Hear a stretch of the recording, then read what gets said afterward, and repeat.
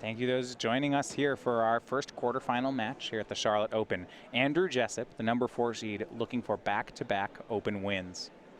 First opponent here, it's going to be DJ West, playing green-red Ponza. So we start out, Andrew, on Serum Visions. Important to note, it's off his basic island. Basic island, good against Blood Moon. Bad against Stone Rain, good against Blood Moon.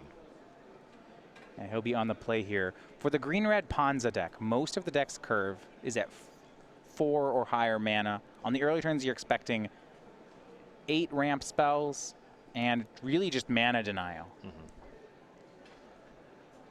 On DJ's side, turn 1 Utopia Sprawl on basic forest. He'll pass back, has that turn 1 mana accelerant. And because of that high mana curve, the mana accelerant is just the most important turn. Honestly, if Jessup just had a stubborn denial in his opener, there's a strong argument for just leaving that up because countering the sprawl can be so important. Yeah, it's basically a time walk if Andrew can do it. It can be multiple time walks.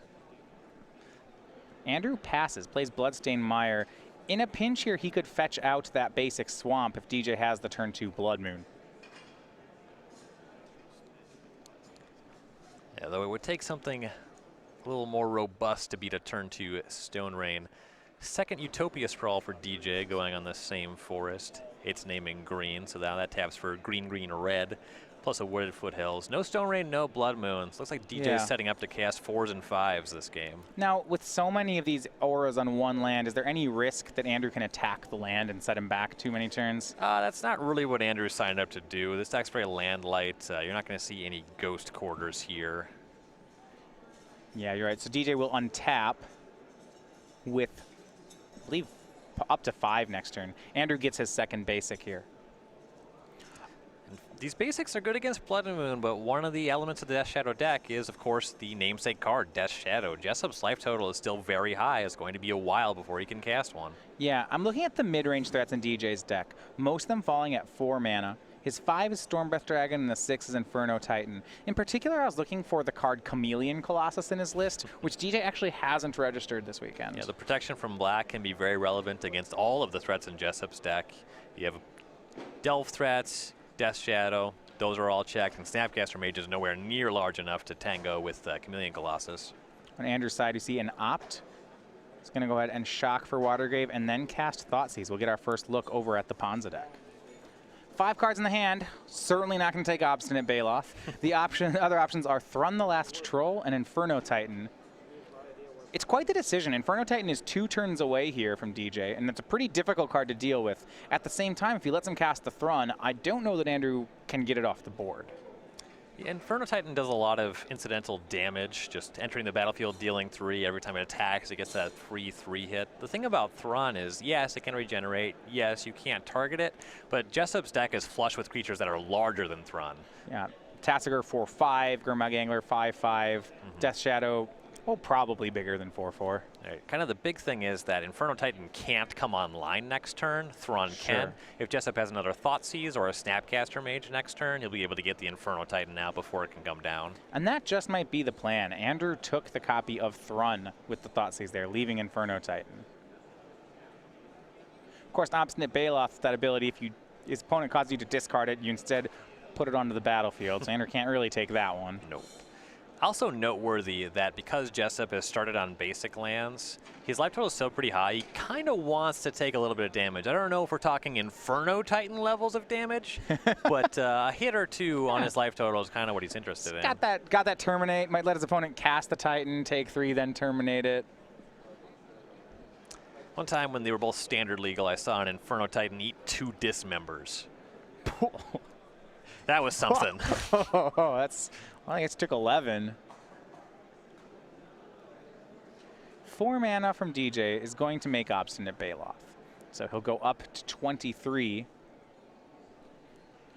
This is a 1 of in the main for DJ. He'll play a Forest, and it looks like an Arbor Elf. And this is pretty nice with that Forest with double Utopia Sprawls if DJ gets to untap. Yeah, though he's kind of at the threshold of the most mana he can realistically spend. The one thing this kind of pushes him into is activating Monstrous on the Stormbreath Dragon. That was exactly what I was looking at, saying, hey, is there anything he can do for 8, 9 mana? No copies of Bonfire of the Damned. Yep. Sometimes you'll see that. That's something I keep coming back to with this list. When you have all this mana, Bonfire can really be devastating, but no copies. We'll pass back to Andrew. Some updates from other parts of our bracket. Storm, piloted by Paul Muller, takes game 1 over Peter Tubergen's Affinity deck. On the other side, though, Joshua Smith's Affinity deck takes game 1 over Todd Stevens. Yep. Kind of falling the way we expected to so far. The fast decks are so far taking the games quickly. The deck that wins faster wins and does it fast.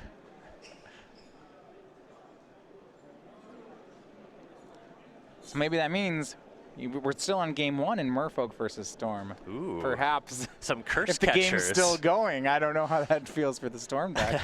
Could just be a long Storm turn, you know. Show me. He's playing it out.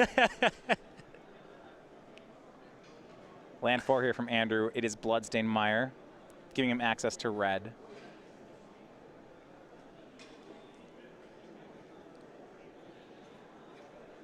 Andrew's a little heavy on lands. You can see another shock land in hand. Yeah, you're not really trying to get too many lands on the battlefield in this matchup. Oh, there we go. Game 1 actually goes over to Storm. Just took a couple more turns to get the grape shots. Just had to wrap up that storm trigger, let that resolve. And yeah, Michael Conroe taking the first game over Alan Cummings. So swing here from DJ West and Obstinate Baloth. It's going to be for 4. Notably, no attack from Arbor Elf. Really suggests to Andrew that DJ's drawn another threat. Yeah. Alternatively, sometimes you don't see a creature attack into a potential Snapcaster Mage, so I don't imagine that that is the plan here. DJ can tap 1 land to make Tireless Tracker. Now plays Wooded Foothills. Here's a clue. It's a fetch land. Could get another. Here's something you can do with Arbor Elf mana. Like Crack those clues. That's nice. Now, DJ's going to go for this fetch. Goes to 22. Now, yeah, Andrew's going to stop him here. 1 clue is enough. I would like to Fatal Push your Tireless Tracker, please. The fetch land should still be in the graveyard. Yeah. DJ's just not searching yet. Yeah, we see some weird, slightly incorrect resolutions of fetch lands. It happens. Yeah, so that's there. DJ has a search on the stack. We saw this actually a lot in Standard with Evolving Wilds and Tireless Tracker.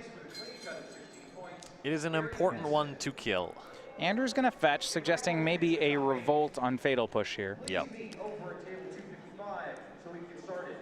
Land entering tapped, getting punched by the Obstinate Baloth. That's enough life loss for him. So I like that Andrew has answers here, but you see as he Fatal Pushes the Tireless Tracker, this game is kind of going that route I described where it's turning into a mid-range fight. The more this happens, if DJ just makes clues, cracks clues, makes Inferno Titan, I don't know how long Grixis Death Shadow can keep up with him. I'll tell you this much. Jessup's going to need to get more than 0 creatures on the battlefield if he's going to win this game. It's a Grixis deck, so it can take this Snapcaster control plan, but it's not completely set up to just win with Snapcaster mages, Desolate Lighthouses, and an inevitability. It does have to turn the corner. You don't have much in the way of clean answers to creatures of this size. And here is Inferno Titan. Thanks to that Arbor Elf, DJ has the mana to cast it on the same turn. Taps out for it. But Andrew, his counterspell is Stubborn Denial, so can't actually counter Inferno Titan, and he'll drop to 7. A little curious that Jessup found Watery Grave there. In order to get an untapped red source, he'll need to shock off of another land if he wants to cast one of these 2 main deck Terminates. I don't know if he's drawn them. You got to figure he'd be reaching for those more quickly against that Inferno Titan. Death Shadow cast by Andrew Jessup. It is a 6/6 currently. And the backup match here, we have a quick Storm. It's a 2-0 victory for Michael Conroe. He defeats Alan Cummings' Merfolk deck and moves on to the semifinals in 9 minutes. Yeah, green decks are pretty easy for Storm. Ryan, they're playing a lot of islands. How dare you call them a green deck? Oh, yeah. Though now they are a green deck. Mostly in name. Mostly Grizzly Bears. 3 2s for 2. True. Following in the footsteps of cards like Garrick's Companion. There you go. I think there's one that doesn't trample too yeah, now, there's right? one from Theros block. It's just, I think it's, I'm going to get it wrong, and then it's Setessan Forest 3/2. It's got 2 green mana symbols. It was okay with devotion cards in draft. Yep. It didn't even make it in a format where people played 1-mana 1/1s because they gave you Devotion. That's how good that card was. In draft, you get your Aspect of Hydra decks, and then you play him, and then you giant growth stuff. There were a small number of Aspect of Hydra standard decks. Here's an attack with Inferno Titan and Obstinate Baloth by DJ West. And this is actually pretty interesting as to where he wants to send the 3 Inferno Titan damage. If he sends them up at Andrew, well, then the Death Shadow grows. Then he can't actually Fire Breathe his way out of this one. Yeah. So he puts the 3 damage on Death Shadow. So the 6/6 Shadow with 3 damage on it's going to block the Titan. And, I really like this card, how this 1-drop is trading with a 6. That's... It is a curious play because if you go upstairs with the Inferno Titan and Jessup doesn't have an answer for the Obstinate Baloth, this would be a lethal turn. Yeah, well, he could actually still trade, right? Both Utopia Sprawls are set to red. So I guess he could have put Andrew to 4, and then if a block, he could have used all his mana. Yes, you have red off Stomping Ground, red off 1 Sprawl, untap with Arbor Elf, that's a 3rd red. Yeah, I guess 1 Sprawl's red and 1 Sprawl's green, so he just have to pump all his mana into it. And then I guess Andrew would crack a fetch land, and then he'd lose the fight. So, okay, fair. It's not good at all. Yeah, if 2nd Sprawl is on red, that'd be different. Then you have 2 more red mana. Andrew would have to go to 0 to still have a favorable trade. Yeah. So, block looks like it's just going to send... If things go as they are on the board, it's going to be 4 damage in, and Andrew will drop to 3. So Andrew drops to 3. Then he now has a 10/10 Death Shadow. And state-based effects not checked until that resolves. So this is the weird part about Shadow, and DJ says it's dead, and Andrew's informed him, no, it's not. It needed to do some... Well, he needed to Fire Breathe, so it already had 3 damage on it from the Inferno Titan.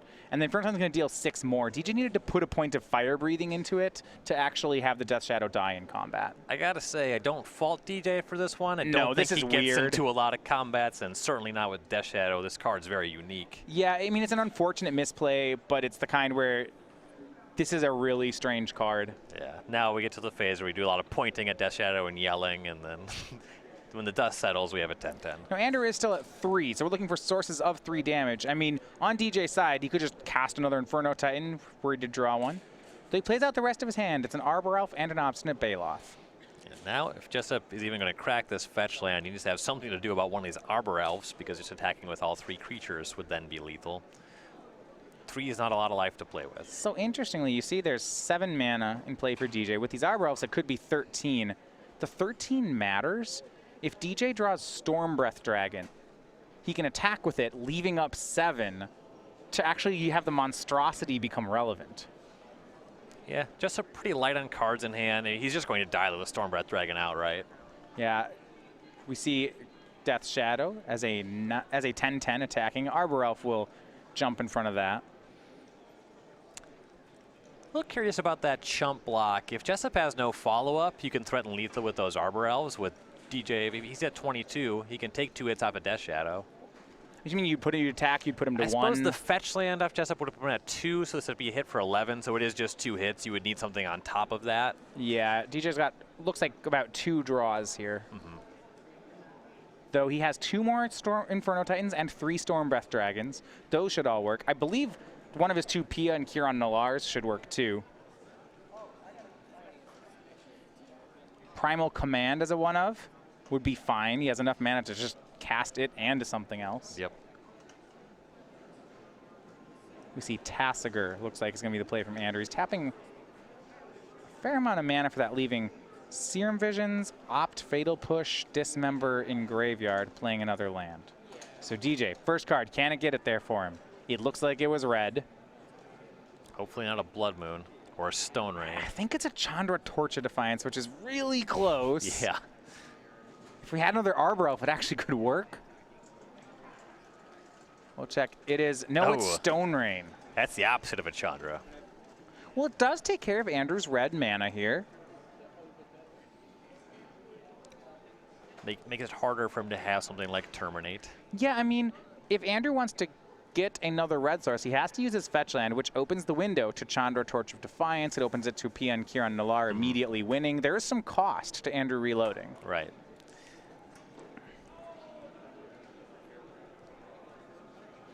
I guess it opens it to Huntmaster of the Fells if Andrew can't cast a spell. That would be a weird way for this one to go down.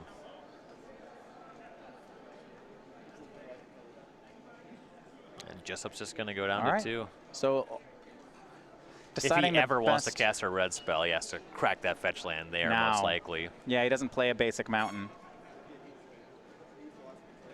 So he's hoping to just have his best defense be an offense. If he can win in 2 attacks, besides that's the best plan. It's given DJ a lot of outs, but only realistically 1 turn to find him. That's kind of the Death Shadow motto. What do you mean defense? There is Stubborn Denial in Andrew's hand, so Chandra, I guess, not actually opened as an out. Yeah. Big swing here, 11 and 4 would be for 15. Yeah, DJ really wants that PN Kieran Storm Breath Dragon. Yeah. Now, does DJ have to? He's going to chump block here. I was wondering whether it mattered whether he did this now or later. He'll go to 18. Still has 7 mana available. PN Kieran is still lethal off the top. All right. 1 draw step. Blood Does Moon. it hit? Yeah.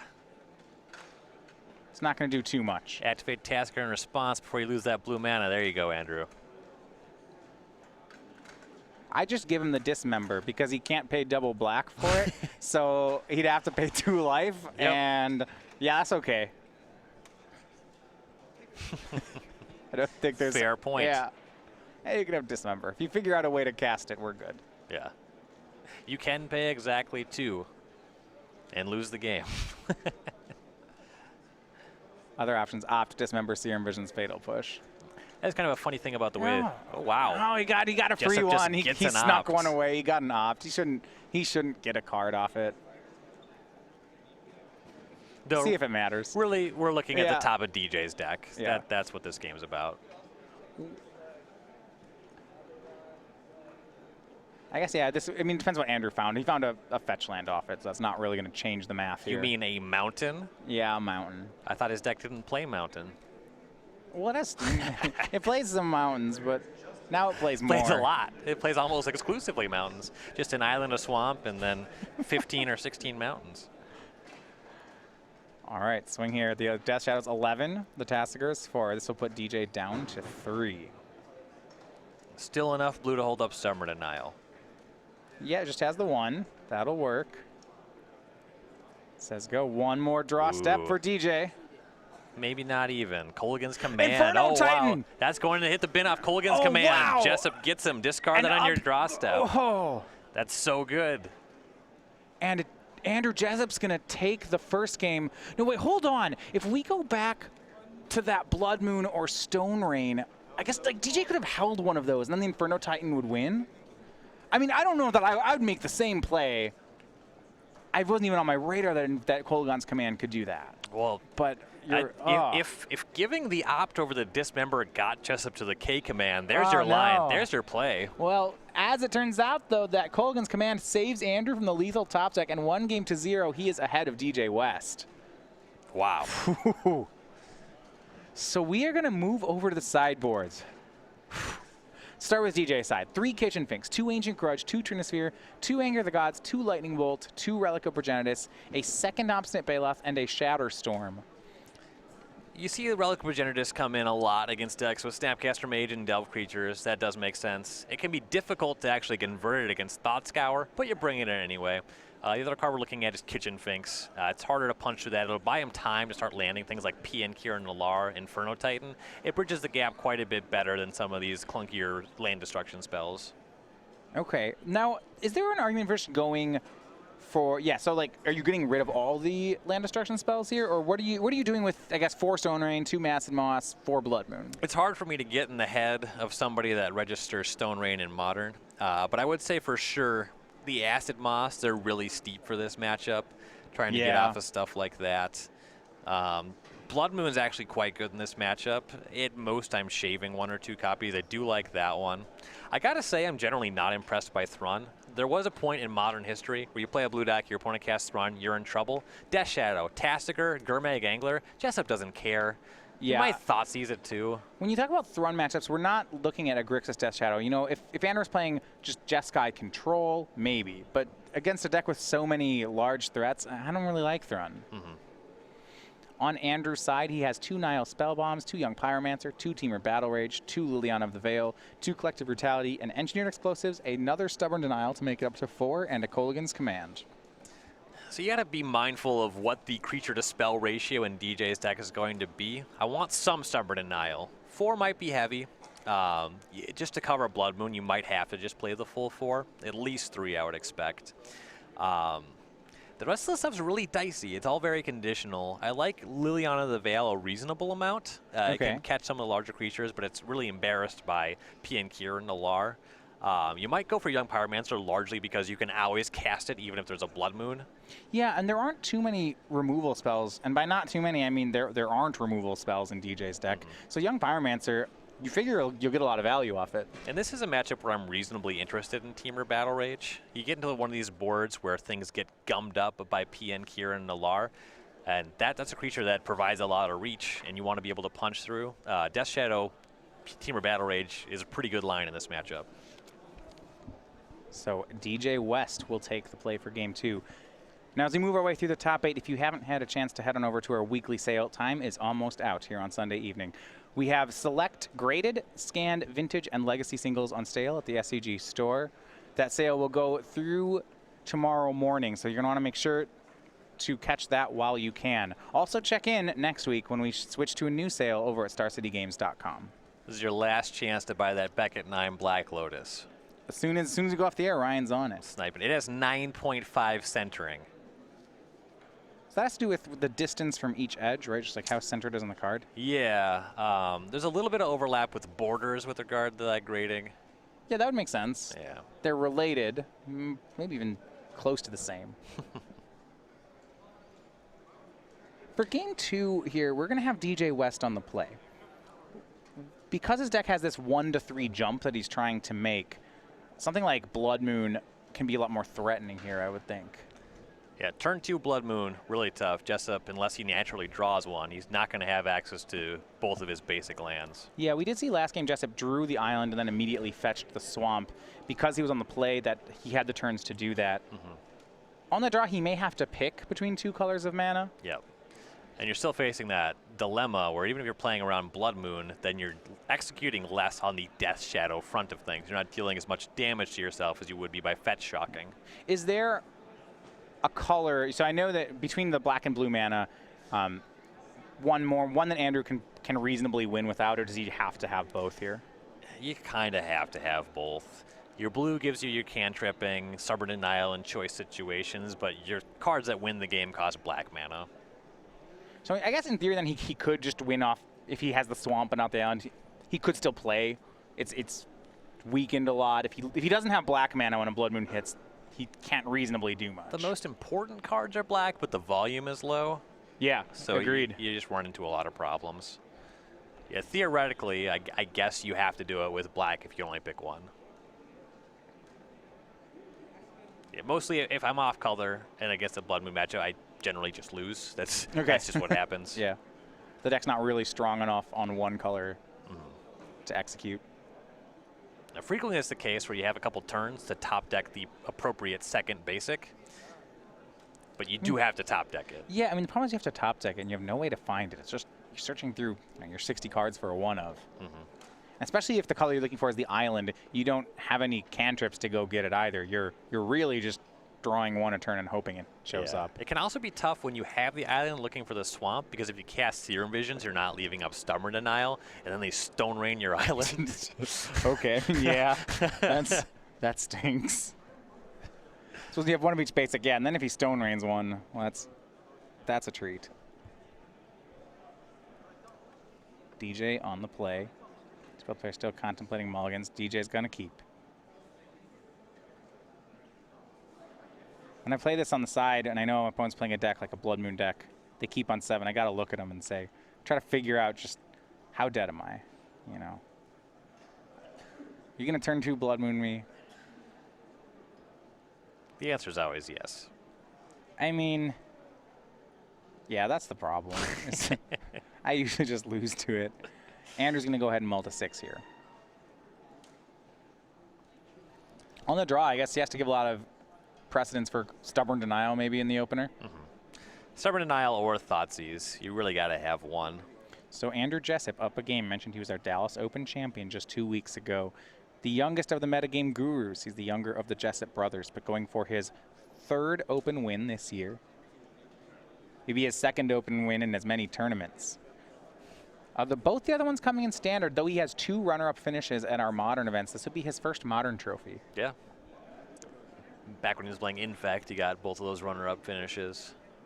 Yeah, losing to teammates Pete Ingram and Kevin Jones. Metagame gurus for over a year now have really been at the top of the SCG Tour.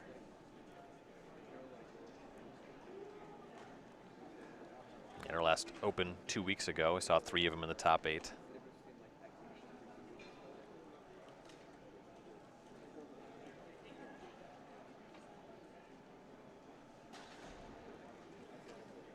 Andrew has kept on 6, and he'll scry to the top. Attention everyone in the hall. We concession stand would like you to know they'll be closing Game 2 starting on DJ West. Fetch land. He has 10 1-mana accelerants. Looks like he's going to have another one this game.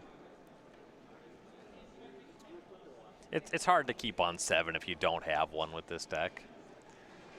Yeah, there are no 2-mana cards in the deck. It's turn 1. This one would be Birds of Paradise. This is a little bit of tension when it comes to Jessup's sideboarding. Fatal Push is okay.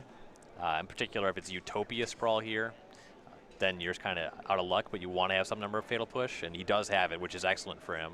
Yeah, it'll slow down DJ by a full turn. You know, the Fatal Pushes, he may still, I would think, have all of them in, just out of respect for these 4-drops in DJ's deck. He has Tireless Trackers, so he almost has to revolt them. There are no 2-mana creatures, but there's a lot of good things to hit at 3 and 4. Right. Yeah, if the opening was on Utopia Sprawl, though, Jessup's in trouble. Yeah, there's no way for him to stop the next play outside of, I guess, a Stubborn Denial. He fortunately there was able to get his basic Swamp, and you see him drawing a Polluted Delta here. He will have access to that island as well. Scolding Tarn, the land for a turn, so he has access to another land. Finds both of his basics, though. It does open him up if he taps out here, however, to Stone Rain. These basics are a resource, especially if a Blood Moon is in DJ's hand. The Stone Rain doesn't really matter until it's also combined with Blood Moon. Right. Yeah, actually, Andrew's deck operates on very low amounts of mana. Right. Looks like he's going for an early Delve threat as he thought scours himself. Yeah. Early Delve threat facing against no acceleration is a really great spot for Andrew. Yeah, he thought scours his graveyard up to 6 cards and then delves them all to make a turn 2 Gurmag Angler. Yeah, and at this turn it's at best Stone Rain or Blood Moon. It can't be both, which means that Jessup going into the following turn with that other fetch land should have access to blue mana, should have access to some disruption. Yeah, I mean, as long as he has a Stubborn Denial in hand, the Gurmag Angler turns the Stubborn Denial into a hard negate and provides a reasonable clock. This is a good situation for Jessup. Yeah, Jessup still has plenty of life. The Gurmag Angler can attack into any one threat out of West's deck. Yeah, I like how Andrew's turn 2 threat is larger than most of DJ's 4-mana cards. Gurmag Angler, very powerful zombie fish. Arguably the game's most powerful zombie fish. Oh, wow. And DJ's going to miss land drop? That might be all she wrote.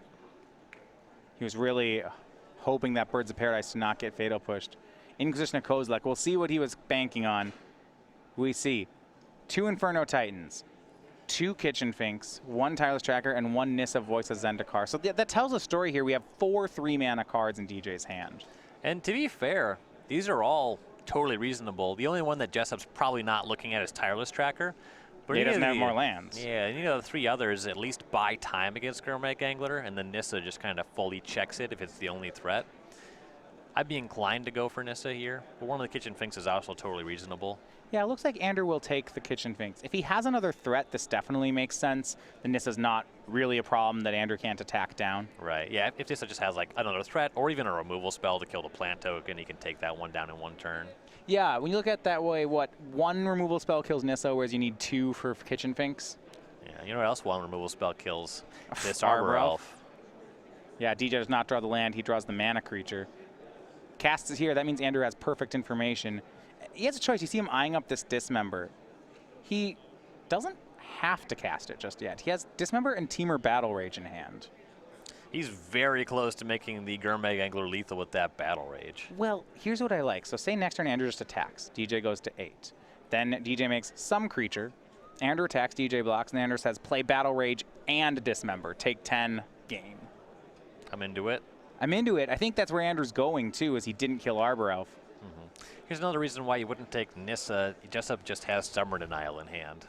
Yeah, the only way DJ can stop that win on the next turn is by blocking here with Arbor Elf. But if he does that, I don't know where he's going. Yeah, no idea if he'll have a third land if he makes that block. Yeah, I don't think you can reasonably just put... You can't block with Arbor Elf here. That's not... That's your land. You're blocking with your third land. Your lands away. In your hand of uncastables. DJ drops to 8 on the swing. Andrew looking to set up a win on the next attack. He's got Teamer Battle Rage and Dismember in hand and Stubborn Denial. Yeah, weighing whether he wants to Dismember now, doing a little bit of math. Yeah. Even with the Kitchen Finks, it only puts DJ to 10. Dismember, or Teamer Battle Rage, that's still lethal. Looks like he had Snapcaster Mage plus Inquisition of Kozilek as a possible play, but no, he'll just stay as is. DJ going to go up to 10 on Kitchen Finks. Or no, the Kitchen Finks will persist first, so I guess he'll be at 12. So he does have to mess around with this a little bit more. Yeah, it's not a win immediately.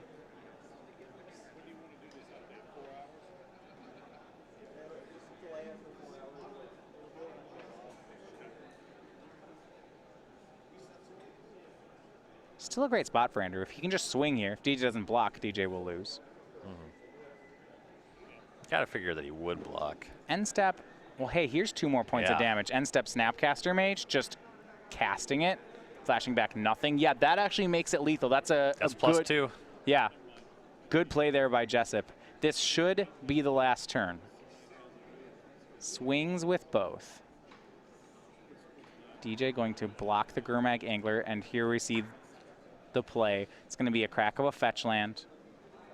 We believe Teamer Battle Rage on Angler and Dismember on Kitchen Finks. Should be good enough for a win. And he's moving like he sees it. This is the line. Yeah, he's got it.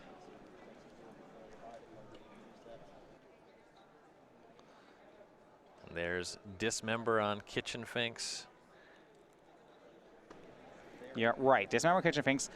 So they die, persist back, but they're not blocking. So DJ goes to 12, but here's Teamer Battle Rage. It's 10 off the fish and 2 off the Snapcaster Mage. That's going to be the win, and 2-0, Andrew Jessup moves on to the semifinals.